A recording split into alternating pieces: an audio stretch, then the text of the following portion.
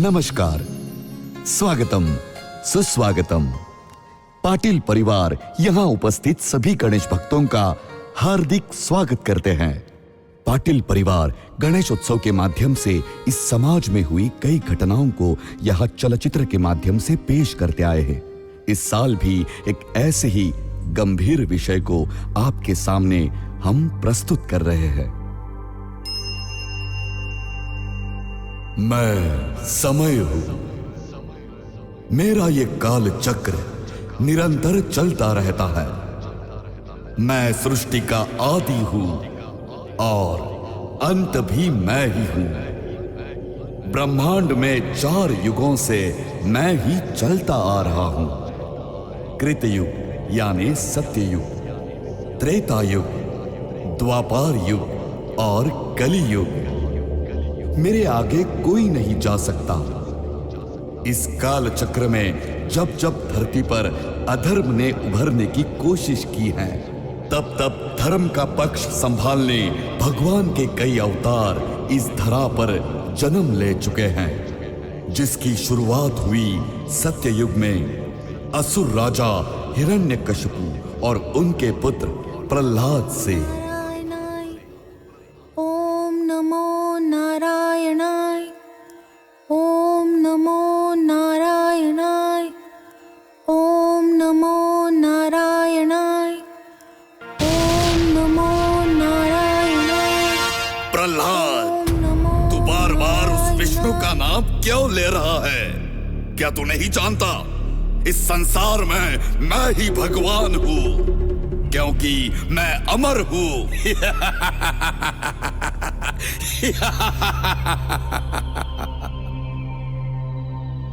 पिताश्री, भले ही आप बहुत शक्तिशाली हैं, लेकिन भगवान विष्णु तो हर कण कण में है। इन पेड़ पौधों में, पशु पक्षियों में। पिताश्री, भगवान विष्णु तो मेरे भीतर भी है और आपके भीतर भी।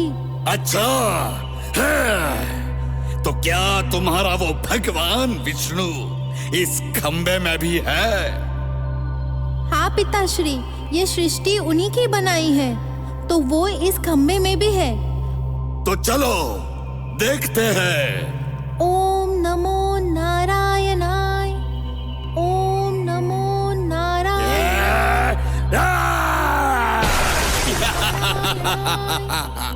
कहाँ है, कहाँ है तुम्हारा वो विष्णु?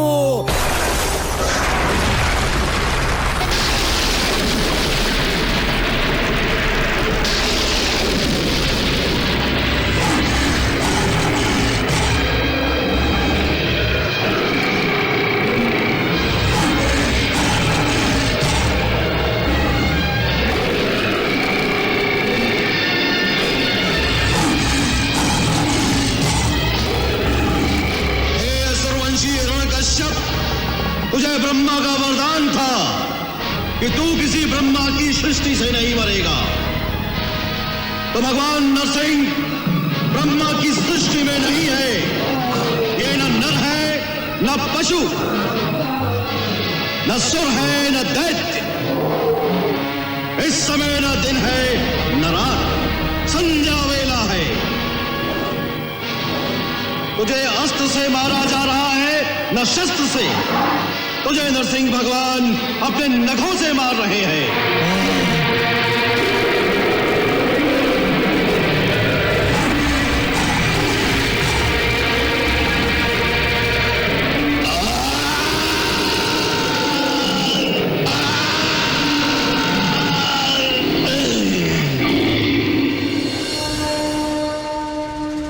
श्री हरि विष्णु के इस नरसिंह अवतार ने सतयुग में ये दिखा दिया।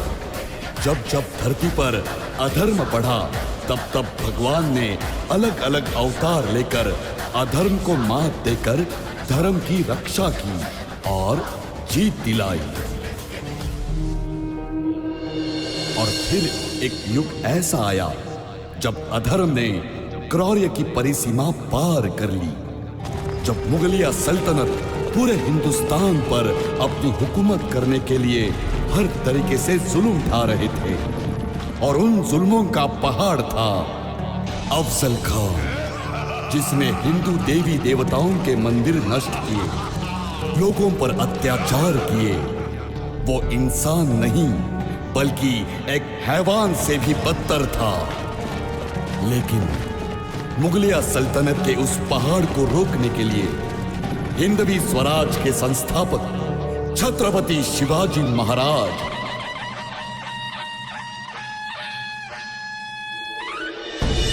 सह्याद्री के चट्टानों की तरह डटे रहे। छत्रपति शिवाजी महाराज ने अपने शूर सरदारों और मराठा मावलों के साथ इस मुगलिया सल्तनत से लड़कर कई किलों पर जीत हासिल की थी और अफजल खान के नाक में दम करके रखा था। इसी कारण अफजल खान ने छत्रपति शिवाजी महाराज को मिलने का न्योता भेजा और शिवाजी महाराज ने उससे मिलने की तारीख मुकर्रर की 10 नवंबर 1659। आओ आओ शिवाजी, आओ हमारे गले लग जाओ, आओ। खानानं राजाला आलिंगन दिलं आणि दगा केला. खानात अभिमान मान्याला, खानात अभिमान मान्याला, कट्यारीचा वार त्यानं केला, कट्यारीचा वार त्यानं केला. खर खर आवाज झाला, खर खर आवाज झाला. चिलखत होतय अंगाला, चिलखत होतय अंगाला. खानाचा वार फुका गेला. खान यडबडला. इतक्यात महाराजानं पोटामंदी पिचवा ठेकेला, पोटामंदी पिचवा ठेकेला. वाघ नखाचा मारा केला, वाघ नखाचा मारा केला. टरा टरा फडलं पोटाला, तडा गेला खानाचा कोटळा. भाई रे भाई रे आला जी, भाई रे आला जी. और इस तरह धोखे से शिवाजी राजे पर हमला करने वाले अफजल खान को मारकर छत्रपति शिवाजी महाराज जी ने लोगों को जुल्म से छुटकारा दिलाया। फिर एक बार धर्म की जीत हुई। आज हमारे छत्रपति शिवाजी महाराज जी के 12 किलों को यूनेस्को ने विश्व के हेरिटेज लिस्ट में शामिल किया है। सभी भारतवासियों के लिए ये गौरव की बात है। युग बदलते गए, इतिहास बनता गया और फिर एक बार कलयुग में एक ऐसा दर्दनाक दुख भरा वाकया हुआ जिसने अधर्म की परिभाषा ही बदल दी। तारीख थी 22 अप्रैल 2025। भारत का स्वर्ग कहे जाने वाले कश्मीर के पहलगाम इलाके में देश भर से आए हुए पर्यटक हसीन वादियों का लुत्फ उठा रहे थे। तभी चंद दहशतगर्दों ने वहां कायरतापूर्वक निष्पाप लोगों पर हमला कर दिया।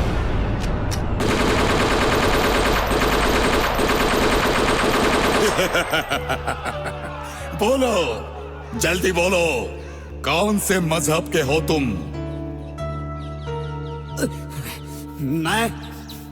मैं एक भारतीय हूँ। मैंने पूछा तुम्हारा मजहब क्या है? तुम हिंदू हो या मुसलमान? मैं हिंदू हूँ मैं।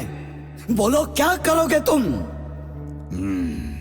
अच्छा, तो ये लो हमारी तरफ से तोहफा, ये लो।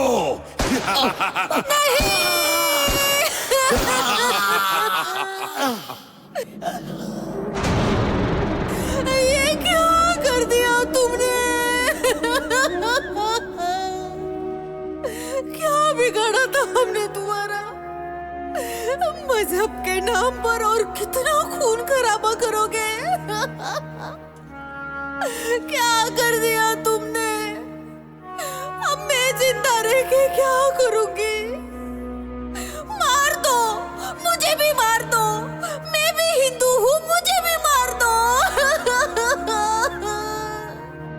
नहीं, तुम्हें तो जिंदा रहना होगा, क्योंकि तुम जिंदा रहोगी तभी तो तुम्हारे प्रधानमंत्री को समझ आएगा। उजाड़ दिया हमने तुम्हारा सिंदूर।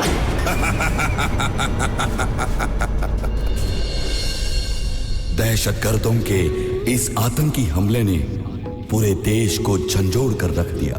पूरा देश शोक सागर में डूब गया। हर एक भारतीय उस दिन खून के आंसू रोए।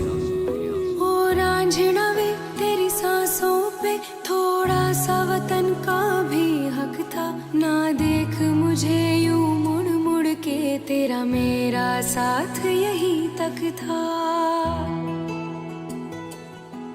ये तेरी ज़मीं तेरे खून से ही तो सजती संवरती है रांझे। तेरे इश्क की मैं हकदार नहीं, तेरी हीर तो धरती है रांझे।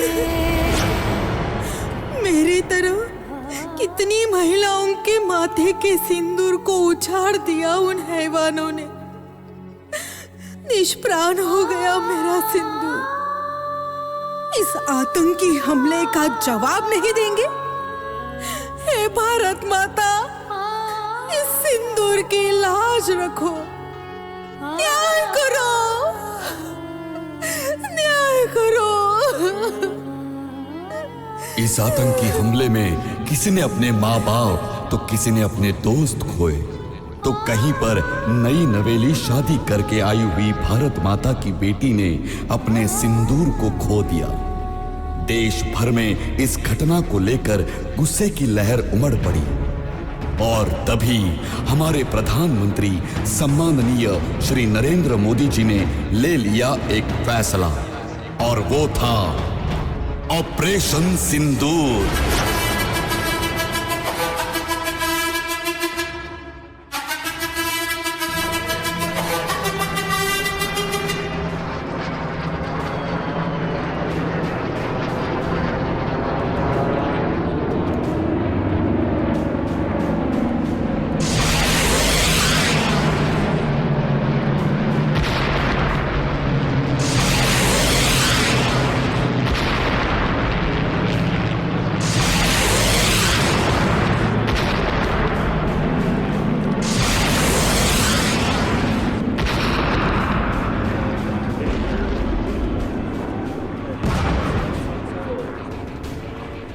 ऑपरेशन सिंदूर के तहत एयर स्ट्राइक से भारतीय सेना ने पाकिस्तान में छिपे उन दहशतगर्दों के सभी अड्डे कुछ ही मिनटों में नेस्तनाबूद कर दिए।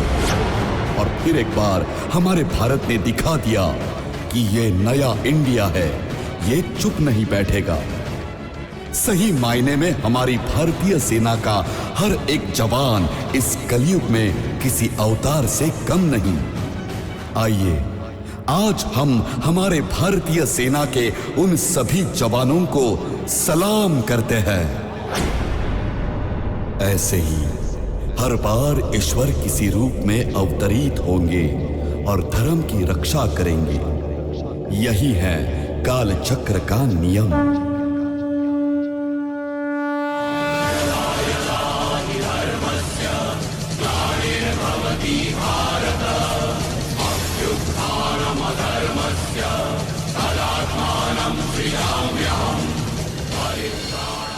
आइए हमारे गणपति बप्पा को वंदन करते हैं और प्रार्थना करते हैं कि हम पर कोई संकट, कोई आँच ना आए और हमारे भारतीय जवानों को अपना आशीर्वाद सदैव प्रदान करे। बोलो गणपति बप्पा मोरया, मंगल मूर्ति।